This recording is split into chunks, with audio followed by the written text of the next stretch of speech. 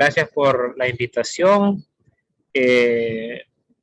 Bueno, yo soy Gerardo Torres Zelaya, trabajo como consultor para varias campañas y trabajo políticamente en el Partido Libertad y Refundación. Soy su secretario internacional y el director del Instituto de Formación Política Ideológica, IFPI, de Libre. Pero bueno, hoy lo que voy a tratar de hacer es contarles un poco de la teoría de la incidencia política, pero desde algo que les pueda servir en lo práctico, que es su proyecto de graduación. Así que si me van contando así rapidito de qué van, qué es lo que estamos buscando. Y las preguntas son dos. La pregunta es, ¿de qué se trata el proyecto y cuál es el objetivo político? O sea, ¿qué quieren lograr políticamente con ese proyecto? A ver, ¿quién empieza y quién se anima?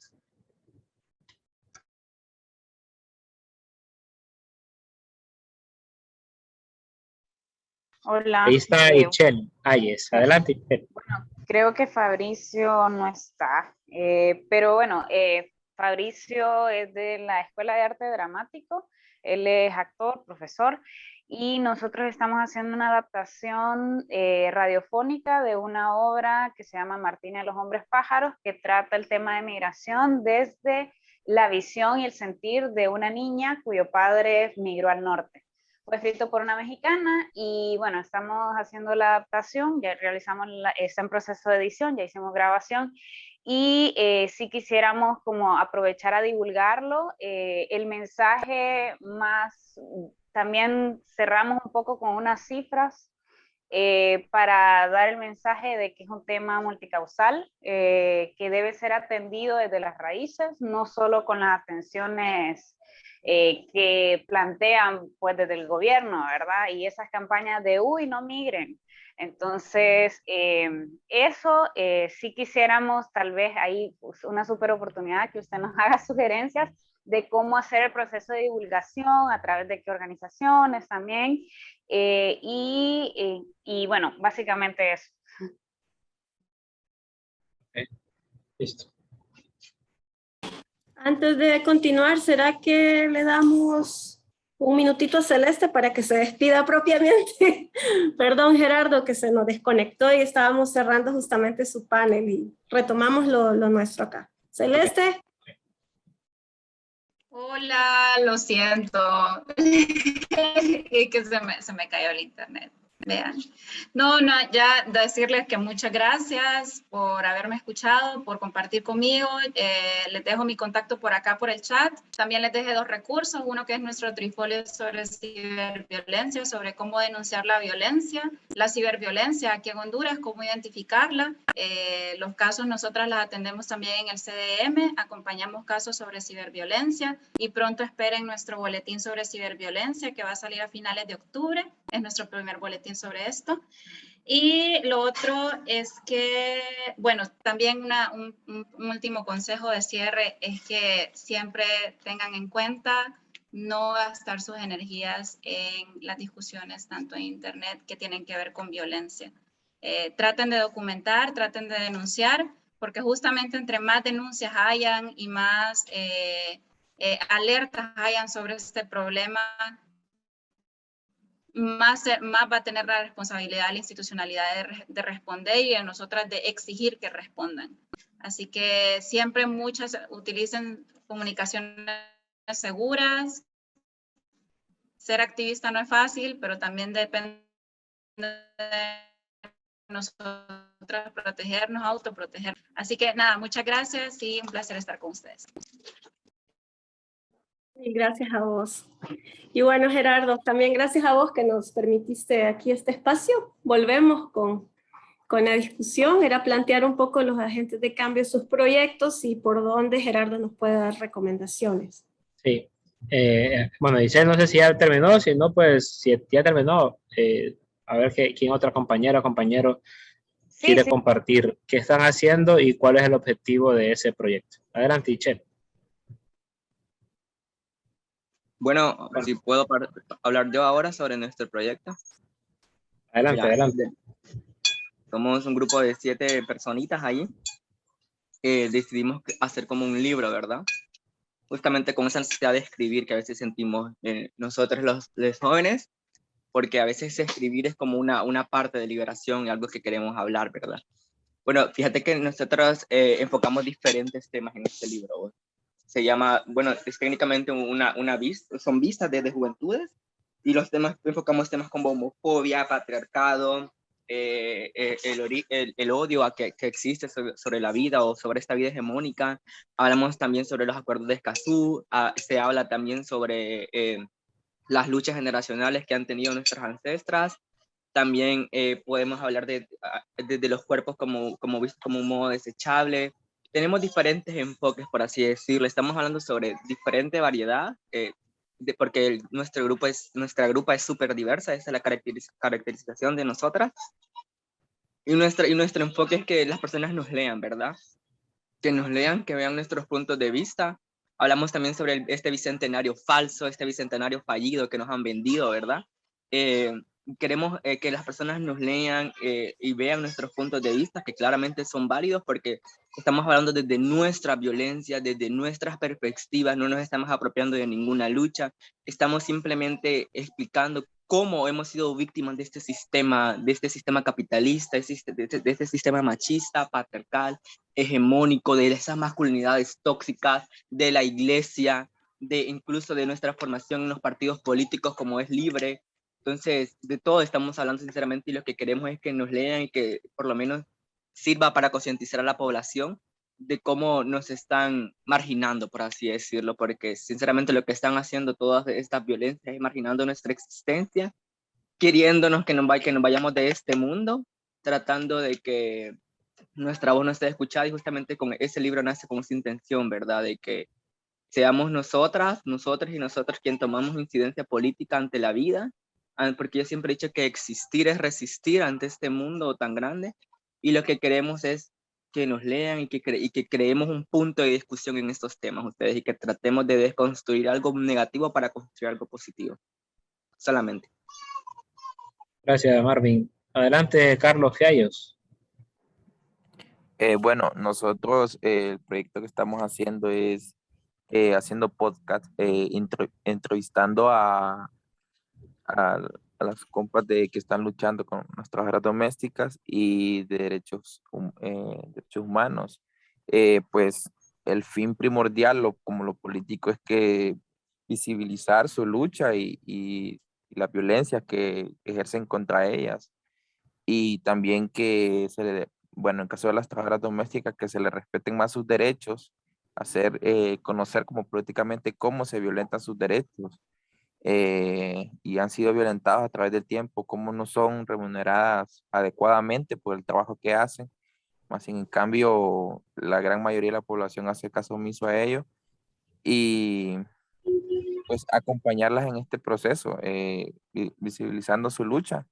Entonces esa es la idea que tenemos con los compañeros en nuestro grupo, y el reconocimiento de sus derechos también. Gracias, Carlos. ¿Quién más?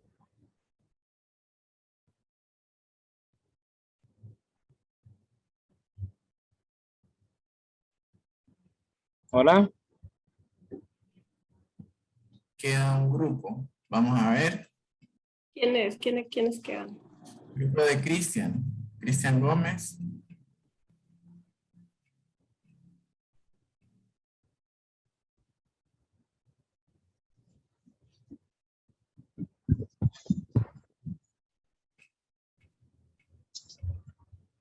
Deben estarse poniendo de acuerdo quién va a tomar la palabra.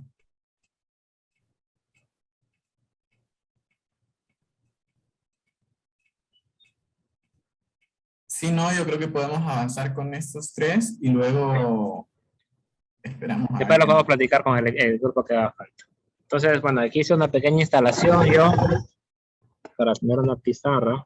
Ojalá que se pueda ver. ¿Va? Entonces, miren, si no, ¿será que es estable esto? Se mira de ahí la pizarra. Yo miro, pero sería bueno que escribiera para ver si. Ajá. A ver. Está la raíz. La pizarra de Miren, los... Sí se lee, parece. Yo leo, pero no sé qué dice. más cerca, instalación. Sí se lee. Recuerden poner No hablando. poner el cuadrito y no poner el cuadro de la cosa. Bueno, Sí se entonces vamos a empezar. La incidencia. ¿Qué significa incidencia? Incidencia quiere decir, en pocas palabras, que yo logro modificar o cambiar o sumar en una posición de la acción ajena de una persona. La incidencia es una manera en la que tiene la sociedad civil de lograr que la clase política tome acciones en favor de una agenda en particular. El tema de la incidencia, por ejemplo, si ustedes son los ministros o las ministras, son los diputados y diputadas, o son la mayoría, ni siquiera un diputado o diputada, si ustedes son el jefe o la jefa de bancada de la mayoría en el Congreso, ustedes no van a hacer incidencia. Ustedes lo que van a hacer es tomar decisiones. Entonces, hay un sector en el tema de la incidencia que les llamamos tomadores de decisiones.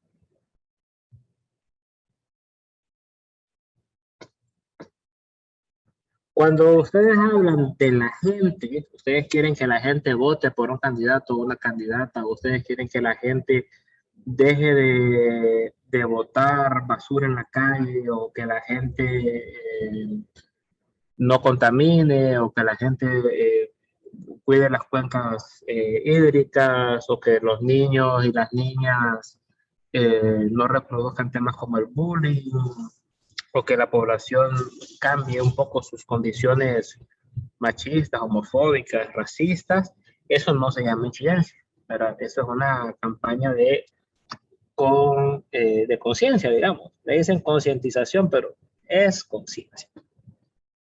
Entonces ustedes quieren despertar un nivel de conciencia en la población. Entonces no confundamos cuando queremos hacer una campaña de incidencia con una campaña de conciencia.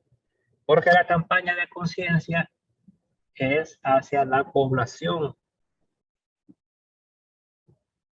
Que eso se divide en audiencias. Ya vamos a hablar sobre eso. Pero primero que todo, quiero dejar claro es que no es lo mismo la incidencia con la conciencia. Pero uno puede hacer campañas de incidencia y puede hacer campañas de conciencia.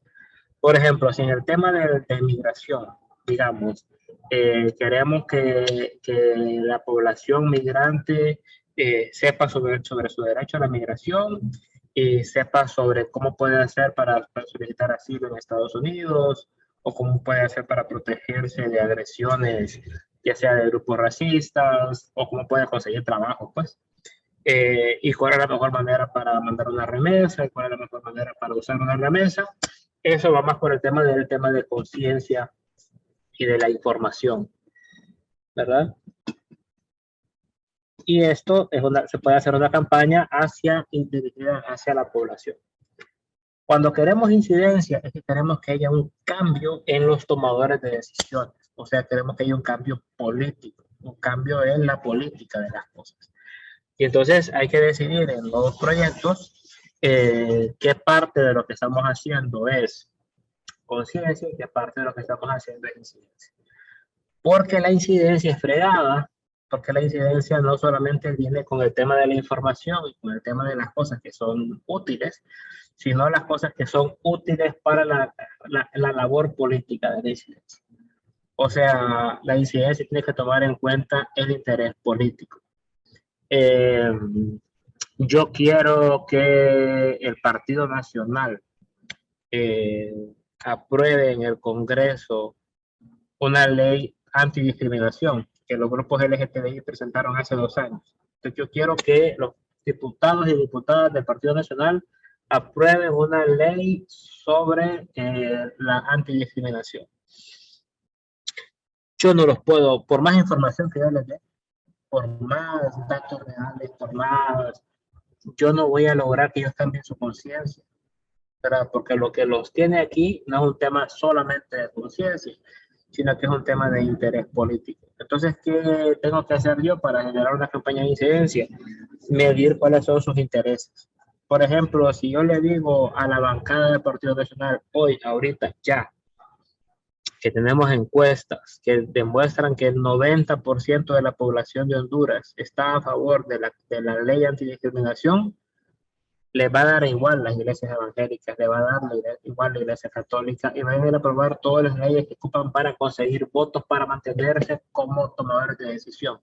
Y al final, este es el poder, ¿verdad? Estas dos cosas están relacionadas directamente con el poder.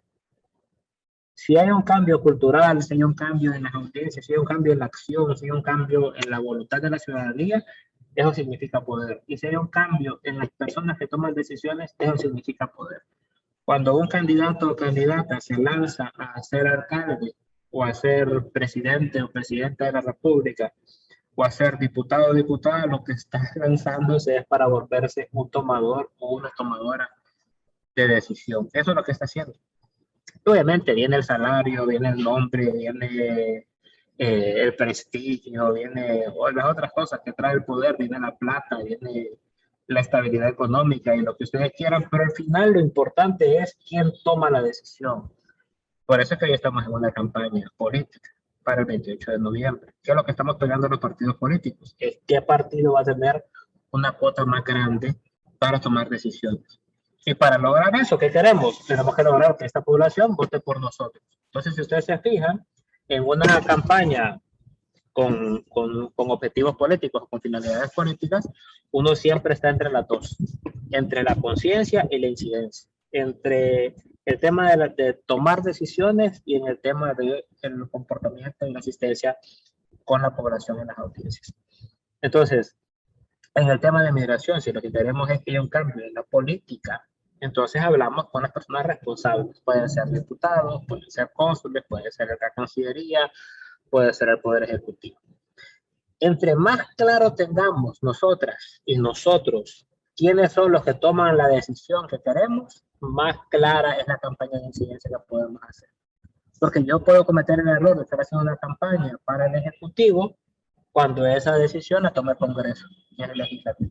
Entonces yo estoy gastando energía en querer convencer a un tomador de decisión que no necesariamente afecta directamente lo que yo necesito que afecte. Verá, yo a veces me puedo desgastar en una campaña gigantesca cuando lo que yo tendría que haber hecho era convencer al encargado de la oficina de mi municipio. Y yo estoy haciendo una campaña para el presidente de la República. Y para resolver mi problema, que era que las escuelas tuvieran celosías y tuvieran pupitres, yo tenía que hablar con el director de educación del departamento y estaba haciendo una campaña para el presidente de la República. Entonces, entre más claro sepa yo qué es lo que quiero lograr y más rápido entienda yo quién toma la decisión de lo que yo quiero lograr, entonces mejor es mi campaña. Entre más sepa yo cuál es la audiencia a la que le puede entrar mi tema, más rápido puedo llegar. Por ejemplo, si nosotros estamos haciendo una campaña sobre el tema de empleo juvenil, ¿verdad? Obviamente yo le voy a hablar a los jóvenes que están desempleados, pues. Entonces, o a las mamás de los jóvenes que están desempleados. Pero si yo hago una campaña de empleo juvenil para la Cámara de Industria y Comercio de Cortejo de Tegucigalpa, es una campaña muy distinta a que yo la haga para el barrio La Bolsa de Tegucigalpa o para el Carrizal, ¿verdad? O sea, aunque el objetivo sea el mismo, mi audiencia, o sea, la gente que me va a parar bola, es distinta. Existe ya voy a buscar un borrador porque ya no me voy a usar esta pizarra muy chiquita. Entonces, miren, existe algo que es el público. El público, que pueden ser tomadores de decisión o puede ser población, el público es toda la gente que va a recibir mi mensaje. Por ejemplo, el libro, el video, el podcast. Mi público es toda la gente que va a tener acceso a lo que yo voy a hacer. El público es exactamente como el público que llega a ver una obra de teatro, ¿verdad? Hacemos una obra de teatro, ¿no? Entonces tenemos a un grupo de muchachos y de muchachas que están ahí porque el profesor de español les dijo de que si iban a la obra de teatro les iba a dar 5 puntos. Está ahí mi familia, que me va a ir a ver actuar, ¿verdad? Y está ahí un grupo de chavos que iban pasando por la calle y que no tenían nada que hacer y vieron que había abierto una obra de teatro y se fueron a meter, ¿va? Entonces, de esos 3 públicos, tenemos un público que es completamente negativo. No le interesa lo que estamos haciendo, es más, está en contra de lo que estamos haciendo, ¿verdad? Le cae mal el tema de los derechos de la comunidad LGTBI, odia la palabra feminismo, odia el tema de hablar de derechos, está completamente en contra, ¿verdad? Y después está la familia, y la familia está completamente a favor. Yo puedo hacer en esa obra de teatro el peor papel de mi vida, ¿verdad? Puedo ser el peor actor del mundo, pero mi mamá y mi papá me van a aplaudir, porque somos mamá y papá. Entonces eso no importa lo que yo haga. Eso solo con decir, es un tema de jóvenes, de la FES, que están en la escuela gente de cambio y que van a hablar sobre migración, ya le gustó. No lo ha visto, no sabe de qué es, no sabe de qué va a tratar, no le interesa, ya le gustó, ¿verdad? Grupos de personas que trabajan con derechos de mujeres que son empleadas domésticas. Están haciendo un podcast de empleadas domésticas, ya está, ya me gustó. No me importa lo que digan, no me importa cómo lo hagan, no me importa si sirve el micrófono, si no sirve el micrófono, ya me gustó. Entonces, el público negativo, ni que baje Jesucristo en una nube y les diga que nos acompañen, nos van a acompañar, por muy cristianos que sean. Primero van a apedrear a Jesús antes de cambiar su posición sobre un tema, ¿verdad? Y el público positivo, favorable, no importa lo que hagamos, siempre va a estar con nosotros. Entonces, primera regla para hacer una campaña, ya sea de incidencia o de conciencia, es no gastar muchos recursos ni en los negativos ni en los positivos, ¿verdad? Porque eso ya está. O ya están con nosotros o que están en contra. Por ejemplo, nosotros en estos 73 días que faltan para las elecciones, estamos trabajando en la campaña de Xiomara Castro. Es un error querer convencer a los cachurecos, ¿verdad? No tiene sentido que pues, nosotros quisiéramos hacer una campaña para querer convencer a los cachurecos. Esos no van a votar por Xiomara, no hay forma que puedan votar por Xiomara. Pero también es un error, una vez que ya pasamos las elecciones internas y primarias, gastar energía en lo que ya está con Xiomara. Sería un error en estos 73 días dedicar esfuerzos a convencer a la gente de Libre que ya está con Xiomara. Entonces, ¿dónde construye una audiencia? Construye en los sectores intermedios. A esa gente hay que dedicarle el proyecto de la migración, a esa gente hay que dedicarle el libro, a esa gente hay que dedicarle el podcast. Ellos son a la gente que queremos llegar. Si yo logro convencer a 3 de los estudiantes que fueron a ver mi obra por los 10 puntos, esos son 3 que yo no tenía antes y que ahora les va a gustar lo que vamos a hacer y que ahora van a ir al teatro para vernos más y más veces. Si yo logro convencer a 2 de los que andaban pasando por la calle y estaban aburridos y entraron, esos son 2 que yo no tenía. Y esos 2 van a acompañar siempre. Entonces, ¿quiénes son esos sectores intermedios a los que tenemos que dedicar nuestros esfuerzos? Es gente que tiene posiciones mixtas, es gente que está desinformada, es gente que no sabe del tema, pero no le caemos mal, es gente que le puede interesar el tema, pero tal vez por ahí no ha tenido suficiente información. Esa gente que no está en contra y que no está completamente a favor debe de ser nuestro objetivo. Usted quiere saber qué está pasando con el tema de la migración, usted quiere saber qué pasa con el tema de los discursos de odio, usted quiere saber qué pasa con las mujeres que trabajan en las casas. Bueno, este es el gato de Hércules. Saludos al gato de Hércules. Entonces, esto es una audiencia. O sea, los públicos intermedios son las audiencias. Uno no hace campañas para el público, jamás, porque es imposible abarcar a todo el público. Si yo voy a Frente, que es uno de los programas que más gente mira en Honduras, o yo voy a HCH, que es otro de los que más mira la gente en Honduras, Sería un error de mi parte querer quedar bien con toda la gente que mira HCH y con toda la gente que mira frente a frente. Es imposible, y por más que yo tenga 2 horas o que tuviera 20 horas, igual que es imposible lograr quedar bien con todo el mundo. Yo tengo que tener una posición y ser empático frente a las posiciones que son contrarias. Esta es mi posición. ¿Verdad? Yo no voy a justificar nunca la homofobia o no voy a justificar nunca el machismo, pero tengo que saber qué estoy diciendo para lograr sumarle gente a él. Cuando yo estoy en un debate con una persona que es profundamente homofóbica, lo peor que yo puedo hacer es creer que lo estoy convenciendo de él. No lo estoy convenciendo, ya lo perdí, ya no lo puedo tener nunca. Yo lo que estoy haciendo es hablándole a la gente que es la audiencia de él, a ver cuántos le puedo agarrar, a ver cuántos les puedo quitar. Si yo digo, toda la gente que piensa como vos son un montón de imbéciles, entonces yo ya perdí a toda la gente que piensa como él y que está viendo el programa porque está él ahí. Yo tengo que ver cómo, sin ceder mi posición, logro avanzar en esas otras posiciones. Deme un minuto que voy a traer el borrador y ya regreso.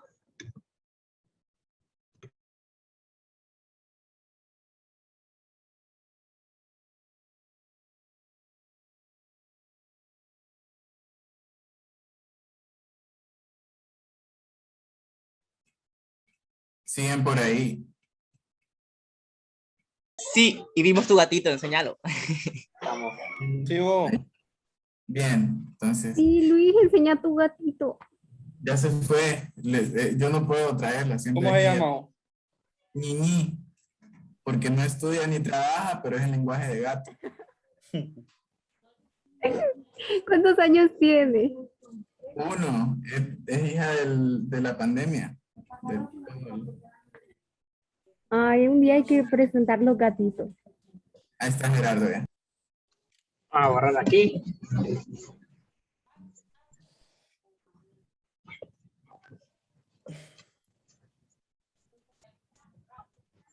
Bien, entonces, ¿a quiénes de ustedes les gusta jugar leyendo o les gusta leer los grandes clásicos de la filosofía y de la literatura? ¿Quiénes tienen esa costumbre de leer a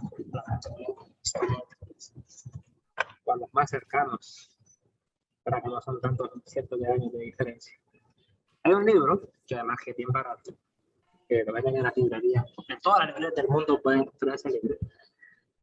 Que es un libro que escribió Aristóteles, que se llama La Retórica.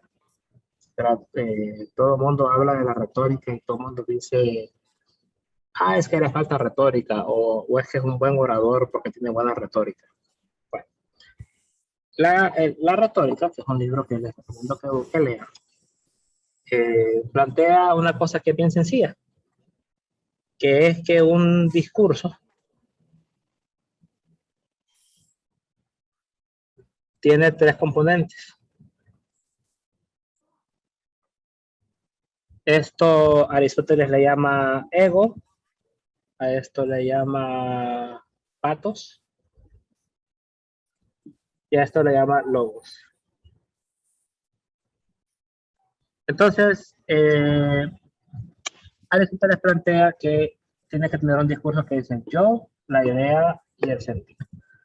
Entonces, en el podcast, o en el video, o en el libro, o en el documental, o en lo que ustedes hagan en su proyecto, tienen que tomarse en cuenta, cuando hablan del yo, tienen que pensar en qué sector representan ustedes. Aquí es pensando un poco el tema de las audiencias. ¿Ustedes a qué sector le generan resistencia? ¿Y en qué sector tienen apoyos? Porque ustedes tienen que tener un poco de las dos. Tienen que saber, desde que yo me paro frente a un grupo de gente, yo tengo que saber cuál es la resistencia que yo genero. Por ejemplo, yo dije, yo soy Gerardo Torres Zelaya, trabajo como consultor de varias gente. Ya Hércules me había ayudado con el yo, diciendo Gerardo ha hecho muchas campañas, y ahí estamos construyendo el yo del interlocutor, del que se va a parar a hablar frente a ustedes. Entonces, inmediatamente lo que yo estoy calculando es que pueden haber resistencias. ¿Y cuál es una resistencia? Es el hecho de que yo soy un dirigente de Libertad de Refundación. Y eso genera cierta resistencia. Sobre todo, entre más información tenga yo de con quién estoy hablando, mejor es. Porque como yo sé que yo sé que esto no es un colectivo de libre, en el que yo sé que, de hecho de decir que yo tengo un puesto en la coordinación de libre, no me va a generar resistencia, sino que me va a generar apoyos, entonces uso el apoyo a mi favor.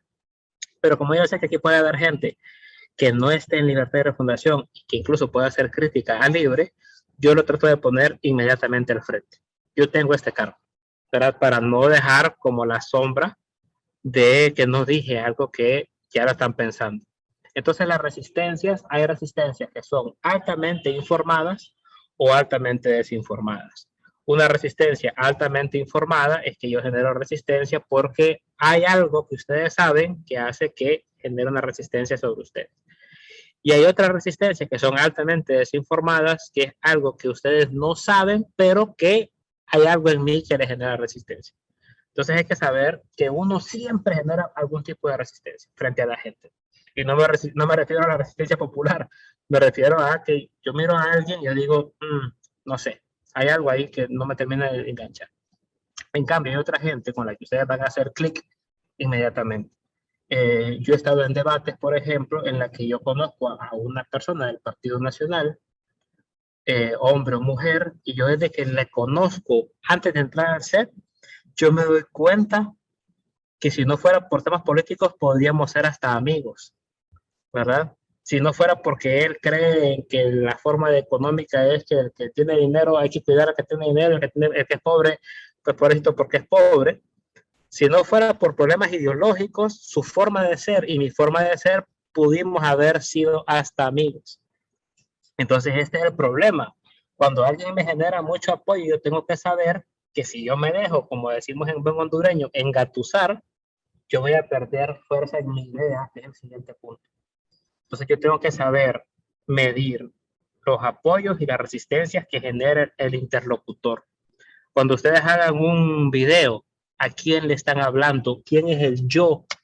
¿Quién es el yo que está hablando en el tema de migración? ¿Es el yo del que está en Estados Unidos? ¿Es el yo del que se quedó en Honduras? ¿Es el yo del que es nieto del que se fue a Estados Unidos? ¿Es el yo del que está pensando que va a irse? ¿Es el yo del que deportaron? ¿Es el yo del que le fue mal en México?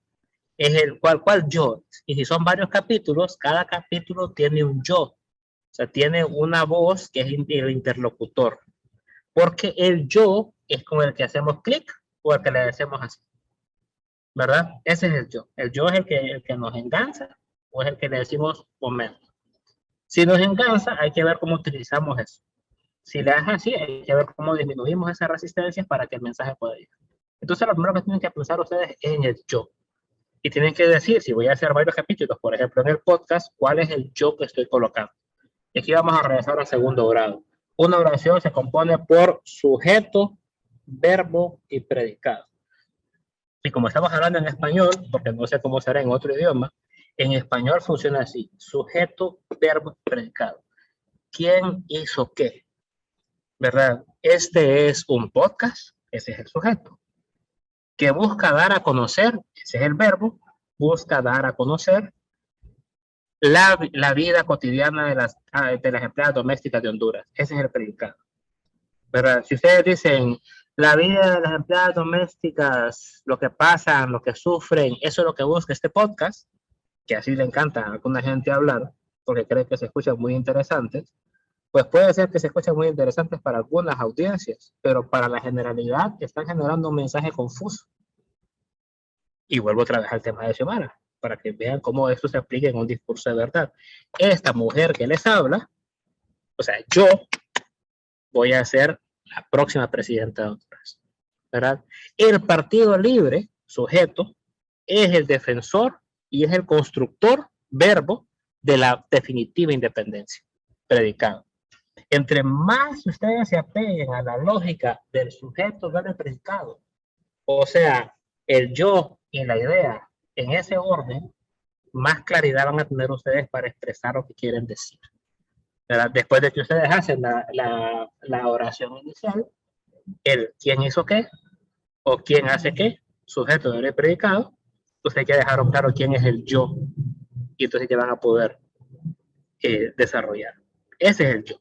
El yo es sujeto, verbo y predicado. Según Aristóteles, ese es el yo. Es yo podcast, yo libro, yo documental.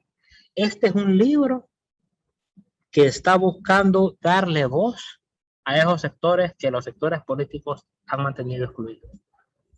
Este es un libro que va a buscar mostrar esos sectores que sufren de discriminación permanente y de violencia permanente. Yo soy la voz, dice el libro, de la comunidad LGTBI que está buscando un espacio en la política y que tiene que pelearse incluso en sectores de izquierda, ¿verdad? Ese es un yo. El yo de Aristóteles es la oración del segundo grado. Sujeto, verbo y predicado. ¿Quién hizo qué? ¿Quién hace qué? Ese es el yo. Ahora bien, la idea. ¿Cuál es la idea que queremos transmitir? Entonces ustedes ya me lo dijeron bien todos y todas.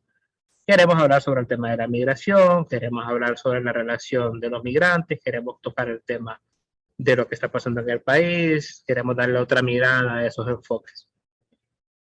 Las otras ideas es, queremos mostrar el tema de las violencias y queremos mostrar las voces que a pesar de la violencia están haciendo política, se están organizando y están levantando su voz. Y queremos dar a conocer el tema de los derechos humanos enfocado particularmente en la lucha, organización y vida de las mujeres que son empleadas domésticas. Esa es la idea. Y cierrar esto ustedes con el logo, con el sentir. ¿Qué sentimiento quieren evocar? ¿Quieren que la gente se enoje cuando escuche el podcast? ¿Quieren que la gente tenga esperanza? ¿Quieren que la gente participe? ¿Quieren que la gente le dé nostalgia? ¿Qué quieren hacer? ¿Cuál es el sentimiento que ustedes le quieren poner? ¿Cuál es el color de azul que van a usar para su pintura? ¿Quieren un azul fuerte? ¿Quieren un azul brillante? ¿Quieren un azul turquesa? ¿Verdad? Eso es el sentir. ¿Cuál es el sentimiento que vamos a evocar? Y eso tiene que ver con la redacción. Un buen escritor o una buena escritora sabe cómo generar un ambiente de suspenso o de enamoramiento o de odio o de desilusión. Entonces, tienen que tener mucho en cuenta eso en el guión. Tienen que tener cuidado de usar demasiados adjetivos. Hay momentos en los que lo importante es la idea y hay momentos en que lo importante es el sentido. No mezclen las cosas porque entonces pierden fuerza cuando quieran hacer sentir a la gente. Imagínense que Gabriel García Márquez o que Laura Esquivel o Laura Restrepo estuvieran desde la página 1 utilizando adjetivos, era grandísimo, era grandioso, era magnífico, era maravilloso, era la cosa más importante. Cuando quisieran destacar algo ya no lo pueden destacar porque todo lo mantuvieron arriba, todo fue maravilloso, todo fue perfecto. No, ustedes tienen que saber cuándo es la idea. La idea es, en un pueblo llamado Macondo vivía una familia que estaba compuesta por tantos habitantes que eran herederos de la misma familia. Todo eso son datos. En una novela son puros datos. En Honduras existen tantas empleadas domésticas cuyo salario es tanto, que viven tantas. Ese es un dato. Después meten el sentir. No mezclen las cosas, porque si no se pierde la idea. En Honduras, las empleadas domésticas que trabajan de sol a sol, que luchan por el beneficio de sus vidas, son aproximadamente tal número. Y ese número representa la pobreza de Honduras y la necesidad del pueblo de salir adelante. Entonces, ni desarrollan bien el sentir, ni desarrollan bien el dato. Entonces, hay que saber cuándo es dato, cuándo es idea y cuándo es sentir. Y uno va jugando. Y en el podcast, hay muchos podcasts que hay voces, que lo que hace es que hace un marco, y o sea, yo soy la voz del dato, ¿no? Entonces yo voy a hacer un podcast con Jennifer. Yo soy la voz del dato. Es como un partido de fútbol. El narrador está contando quién toca la pelota. Recibió tal, José se la pasó para María, María se la pasó para Fidelfina, Fidelfina se la pasó para Juan, Juan jugó en corto, y después entra el comentarista que dice, hoy está jugando realmente ofensivo el equipo. Se nota que tienen la garra para vencer a su eterno rival. Ven, entonces el comentarista es el sentir y el narrador es la idea, ¿verdad? Es el que está describiendo puntualmente una serie de datos y el comentarista es el que está dando la emoción. Se la dan para María, María se la da a Said le pega el gol. Entonces el otro dice, es un golazo que despierta, que todo el estadio se puso de pie, ha sido el momento más maravilloso en estos 200 años de independencia, ojalá que Francisco Morazán estuviera aquí para ver lo que se ha convertido Honduras, una potencia mundial que ahora puede vencer a España un 2-0, o sea, el comentarista está suelto, el narrador está pegado al dato. Entonces cuando redacten, cuando hagan guiones y cuando hagan podcast, traten de manejar bien esas dos voces. Una sola persona puede hacer las dos voces. En un podcast, como son dos, se pueden distribuir y a veces hacer uno idea y otro sentir y después para cambiar a hacer sentir, después idea, pero la idea genera el marco del pensamiento y el sentir genera el marco de la sensación, ¿verdad? Entonces hay que saber jugar con ese tono. Y ya para terminar, porque como ya bien dijo Hércules, este es un taller express. Ahí les puede pasar el dato y si quieren después podemos platicar un poco más cuando ya haya realizado sus proyectos y nos podemos tomar un café por ahí en la FES. Yo a veces llego y seguido a la FES, pues podemos platicar, pero solo es como para tener una idea. Al final, todo esto sirve solo si existe algo que se llama el llamado a la acción. ¿Cuál es la acción que pide el tema de migración? ¿Qué queremos? ¿Qué está relacionado con el objetivo político? El llamado a la acción es, queremos que ustedes inviten a sus diputados a que hagan cosas, queremos que si ustedes están en California se metan a la página tal y donen, queremos que ustedes conozcan más de información, queremos que sean voluntarios para el tema de una organización de migrantes, queremos que voten el 28 de noviembre, queremos que participen en un taller de jóvenes sobre el tema de migración. ¿Qué queremos? Tenemos que cerrar diciendo cuál es la acción. Cada capítulo del podcast tiene que invitar a la gente a hacer algo, porque eso en inglés se llama engagement, que es lo que es el compromiso, ¿no? O sea, yo me comprometí con algo.